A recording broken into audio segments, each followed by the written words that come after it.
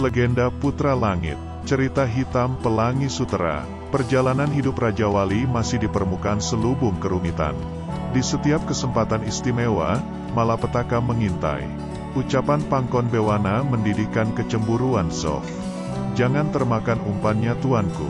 Seberkas hawa pekat tergetar bersama ayunan lengannya. Benturan energi itu, hitungannya sedetik. Jurus golok langit memaksa langit-langit sel retak. Meski ia sendiri terjerembab, rantai belenggu dan engsel-engselnya terlepas. Ia berteriak saat tangan kirinya penuh energi. Gumpalan energi itu seperti busur, melesatkan puing ke arah Zof. Jasad kencana, tubuh yang payungi keampuhan itu mengabukan puing. Merekalah yang menanggung akibatnya. Pangkon Bewana meraih kuntum dengan kakinya. Terimalah ini, geledek langit memecahkan gunung. Huahahaha, kau ingin puaskan marahmu? Astaga, si tua ini sudah gila. Biarkan saja, yang penting dia mau serahkan. Hihihi, hehehe, itu saja yang kau incar. Ingin sekali kalian hidup ratusan tahun. Cuma aku yang tahu tempatnya. Uir-uir itu, pikirkan kebebasanmu. Kapan saja kau mau, asal beritahukan kami tempat rahasia itu. Heh, jelas janji gombal, selamanya tinggal janji gombal. Aku tak percaya, sediakan yang terbaik untukku. Dalam jangka waktu 1 tahun, akan ku pertimbangkan keputusanku. Kau tahu, kau seorang tawanan. Enak saja tawar-menawar, kartu asnya di tanganku. Aku berani mati, kalian, bukan cuma itu, kalian takut tua, tanpa uir-uir salju 9 langit, kalian akan seperti kakek nenek dalam 10 tahun lagi. Ucapan yang menghambur itu mengagetkan Pualam, sang pemuja kecantikan. Kau tahu, kekuatanmu tak ada separuh kekuatanku. Tahu sebabnya, kau terlalu banyak minum, terlalu banyak habiskan tenagamu buat Pualammu. Zof tak menyimpan persediaan kata untuk berkelit. Buat apa lagi kita di sini?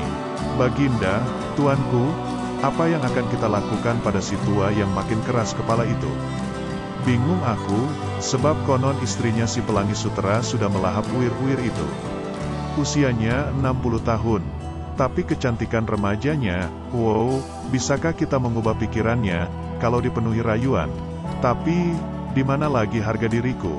Baginda jangan lupa, jangan lupakan hasilnya untuk kita. Kita manjakan dulu dia. Setelah kita tahu rahasianya, kita bereskan dia. Ya, meski sulit, hehehe, aku yakin dia bingung sekarang. Si Pualam itu, demi ambisinya akan bertekuk lutut padaku. Celakanya 3 inci di bawah pusarku ini ada belenggu. Aku tak bisa melancarkan sirkulasi untuk mengembangkan energiku. Buktinya lenganku bisa cedera. Kalau bisa kudapatkan perempuan cantik, aku bisa membuka totokanku.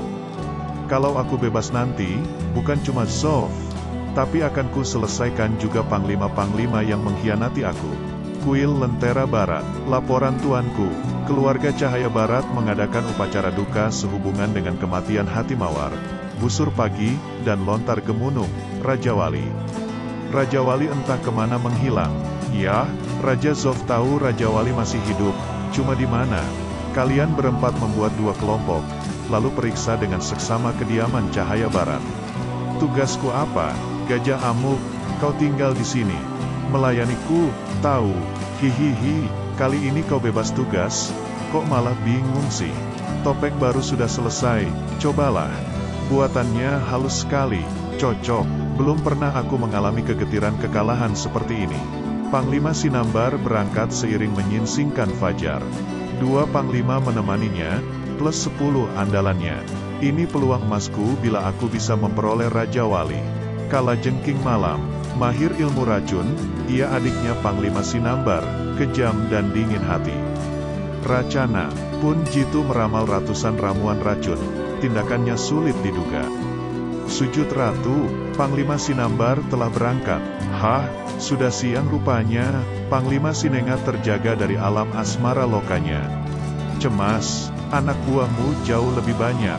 Jadikan aku semangatmu sayang. Berperanglah untuk aku pahlawanku. Bibi Dayang harus menanti untuk sekian lamanya lagi. Aku mau sukses besar. Kali ini aku mau gantikan kedudukan si tua Pangkon Bewana. Masak jadi panglima seumur hidup. Di luar istana Hulu Balang sudah lama menunggu. Panglima Winesi, tubuh bak besi, kulitnya kebal senjata. Panglima Pawaka, berasal dari India, ia memiliki ular-ular misterius. Ki Gaib, gerakan tubuhnya sangat cepat, matanya berdaya sihir. Kedatangan Sinengat menandakan saat mereka berangkat. Tragis, jauh dari semangat musuh, perkabungan di Benteng Barat menyita hari demi hari keluarga besar Cahaya Barat. Bukan cuma berduka, Cahaya Barat mencemaskan kelangsungan kesejahteraan mereka semua. Beban berat itu menuakannya 10 tahun. Tak pernah terbesit sedetik pun, keadaan kami berubah cepat. Jaga kesehatanmu Pangeran, nasib rakyat ada di pundak Paduka. Sudah tersimpan dalam batinku, segala tekad yang kuserahkan padanya. Pangeran, arwah Putri Hati Mawar turut menjaga Sang Raja Wali. Benar sekali, aku yakin kemampuan ilmu tabib alis singit. Semoga, pasar pagi Benteng Barat, Jin Krendil dan Sri Gunting menyamar sebagai pedagang di jalan masuknya. Jin Krendil 20 tahun menyimpan kekaguman pada Sri Gunting. Ia bahagia diutuskan berdampingan. Diberi umur pendek pun aku ikhlas asalkan aku boleh mempersunting jelitaku ini. Hei, kau bicara sendiri, mengapa Roman mukamu merona? Ah, siapa bilang, aku ke kamar mandi ya? Ia cuma mau menghindar. Belakangan ini makin aneh saja polanya. Ah, tampak di suatu pagi ketergesa-gesaan Cahaya Barat. Jarang beliau pergi sendiri, pasti ada yang amat mendesak. Sri Gunting berusaha memburu intayannya. Keluar gerbang kota, ia memacu kencang kudanya. Ringan tubuh Sri Gunting berpacu dengan kudanya. Di tempat-tempat tertentu, ia memberi tanda untuk Krendil. Terkadang alam menyulitkan darah ini dengan taburan pepohonannya. Hingga pesan tak sempat ia tinggalkan. Dia ke arah Gunung Harta Terpendam. Kerinduannya pada anaknya memacu kencang kudanya. Masih ingat soal Raja Wali meluncur menuju lubang di dasar kolam. Arus deras menghalangi pencarian alis singit. Di mana Raja Wali? Kekecewaan membuatnya semakin resah. Nekat ia menelusuri arus deras. Hampir 1 jam pencarian. Ia harus mengambil udara. Waduh, apa yang harus kukatakan pada ayahnya nanti? Kakak alis singit, mohon bertemu. Loh, dia sudah di sini. Aku tak sudi diperbudak roh pengecut. Salam Cahaya, maaf, selalu merepotkanmu. Aku rindu anakku. Lancar-lancar saja, dia sudah besar kuat seperti banteng. Cuma, gelagapan alis singit membeberkan kenyataan. Kakak sudah mengorbankan segalanya. Kalau sudah digariskan, ya, tapi di atas sana, lihat, ada kepulan asap, pemandangan yang lucu kan? Anakku, entah marah, entah dongkol namanya. Ah, sudah lapar juga, yang gurih ini untuk paman sajalah. Setengah mati aku mencarimu. Ayah, tak usahlah diceritakan ya, kita semua tahu apa itu rindu. Ayah, anakku sayang, aduh ayah tidak tahu sebesar apa rinduku pada ayah. Seakan pelukan erat belum cukup melegakan mereka. Ya sudahlah, rupanya Raja Wali segera naik saat alis singit terjun. Hawa pelindunglah yang mencegahnya dari segala ancaman cedera. Ikan di mukanya membuat ia lapar. Sikat saja, sudah sebulan tak makan daging. Loh, mana paman? Coba kuaturkan ikan besar ini, siapa tahu kemarahannya bisa reda. Ia pasti marah, aku tak sepenuhnya menyerap ajarannya. Pertumbuhanmu begitu pesat, kekar, kuat, gagah. Ah, anakku sayang, rasa syukurku tak terhingga. Kulihat sepintas lalu, anakmu sudah secara ajaib menguasai kungfu kelompok dewa. Juga mantranya, benar itu, ayah mau menguji aku, perlihatkan sebisamu. Astaga, anakku, untuk menyerap derasnya tonjokan anaknya, Raja Wali merapal energi tai chi-nya. Geser bayangan ganti letak, energi tonjokan menghempaskan karang jadi puing. Hei, kalian hancurkan rumahku istanaku. Ayah mampu membendung seranganku. Sungguh aku kagum padanya. Manusia apa gerangan anakku ini? Meditasi 20 tahun dihimpunnya dalam beberapa hari. Kungfumu sejajar dengan ahli dari ahlinya kungfu dunia. Tapi soal menghimpun kekuatan, kau mesti belajar banyak dari pengalaman. Kau tak boleh terpancing oleh musuh. Kau masih mentah. Faham ayah, izinkan aku melancangimu kakak. Biarlah Raja Wali tinggal di sini lebih lama lagi. Yah, memang akulah yang patut mengajarkan dia. Kau tak bakal, aku mau istirahat dulu. Lelah juga ngobrol ngalor ngidul tak tahu jeruntungannya. Bersila berdua mereka saling utarakan pengalaman kemari. Makan waktu agak lama, baru cahaya barat beranjak. Kerinduan tak selalu bisa dipuaskan. Tak puas ia menatapi kebijaksanaan di wajah ayahnya, hingga tidak sadar. Apa benar ia bayi yang kami cari? Bukankah baru 10 bulan usianya? Kelucuan bayi Raja Wali masih belum pudar di benaknya. Aku rasa bukan dia. Ku totok ubun-ubunnya supaya pingsan. Gampang mengurusnya. Raja Wali sekarang bukanlah Raja Wali yang bayi dalam kungfu. Menyerang kok curi-curi. Siapa kau Nona? Pangeran Cahaya Barat. Anakmu menggodaku. Jangan berteriak atau kau mati. Anak bodoh mudahnya kau kutipu. Kita akan lihat betapa kubu lawan kecewa berat dengan perubahan drastis sang Raja Wali. Tanda-tanda yang ditinggalkan Sri Gunting, merepotkan Jin Krendil, sebab jaraknya berjauhan sekali. Ku yakin dia sendiri pontang-panting mengikuti Cahaya Barat. Kasihan, sudah setengah hari belum kelihatan apa-apa. Di mana dia kini? Hah? Krendil melompat bersembunyi. Apa dia baru pulang dari tujuannya? Aku rasa aku harus menunggu sampai Sri Gunting lewat. 15 menit telah berlalu. Mana Sri Gunting? Kau tahu apa ini? Anak ingusan kau. Nona, apakah pernah aku bersalah padamu? Jawab sejujurnya. Siapa namamu? Raja Wali. Baik, kalau masih ingin hidup, ikut aku. Hati-hati. Raja Wali mengumpulkan tenaga, menghentak nadi Sri Gunting lewat pergelangan tangannya. Tentu saja darah manis ini tersengat aliran panas. Raja Wali menjauh. Karena iba, Raja Wali sekedar mundur saja. Astaga, umur 10 bulan kok tenaganya seperti usia 30 tahun.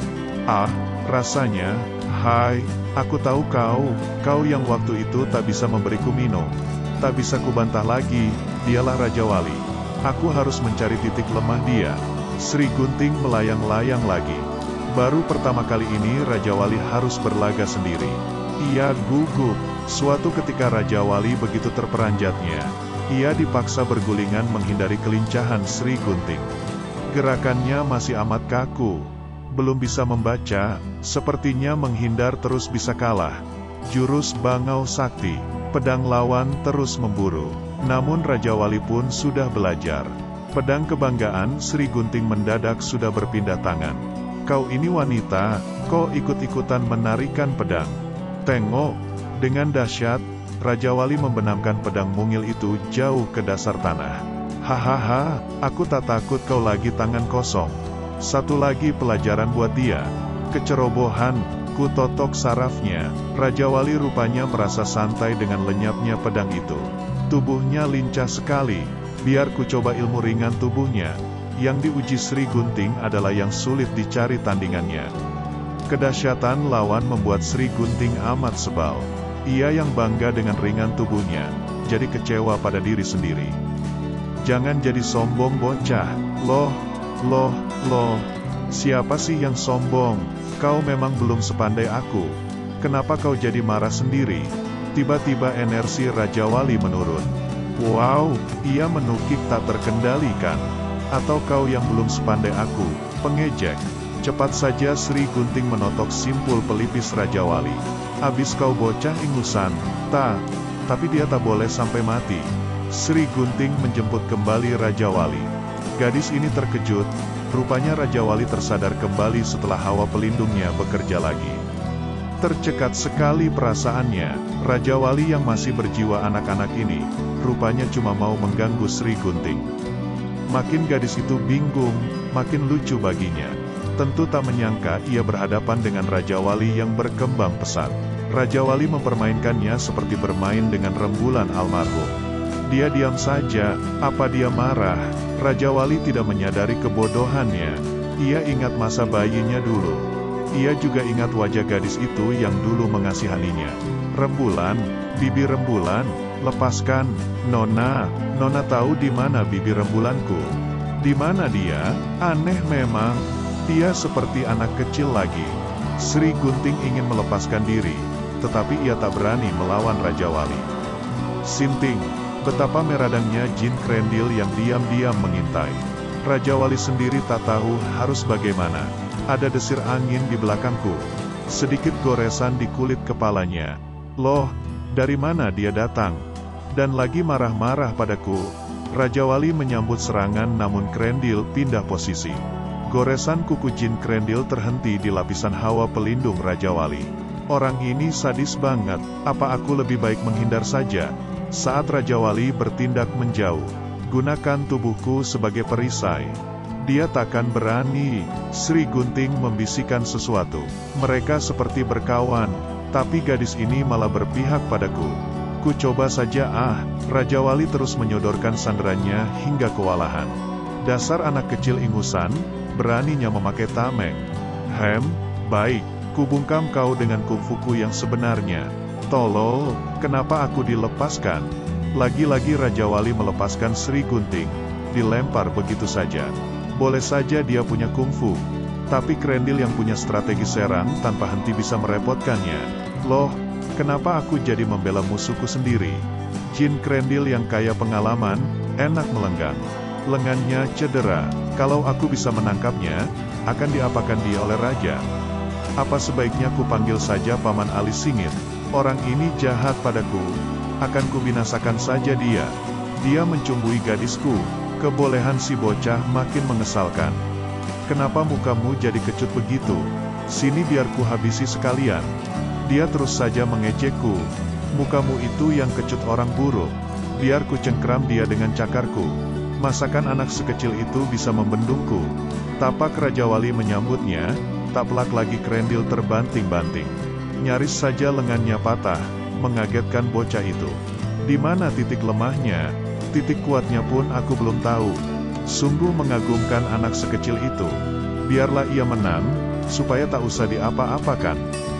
Hahaha, hihihi, kau sudah tahu kartuku. Kenapa tak kabur juga? Kau cuma mengandalkan tenaga, kau belum tahu yang namanya kungfu. Bukannya sebaliknya, Krendil meliukan badannya, menyerang Raja Wali dari bawah. Nyerinya membuat Raja Wali lemas. Seperti kata Sri Gunting, ia suka menyerang non-stop. Hati-hati, kuku raksasa. Dia mau merusakkan bagian-bagian tubuhku yang penting. Raja Wali terpaksa mengumpankan tangannya. Ia terselamatkan oleh peringatan Sri Gunting. Bawah lenganku nyeri sekali, tempat yang berbahaya. Aku berutang budi padanya. Heran, lawan atau kawan sih, nyaris saja aku berhasil. Kenapa sih Sri Gunting memihak dia? Ia jadi cemburu dan merasa rendah diri memandang kegagahan Raja Wali. Jangan-jangan Sri Gunting sudah jatuh hati pada si kunyuk ini.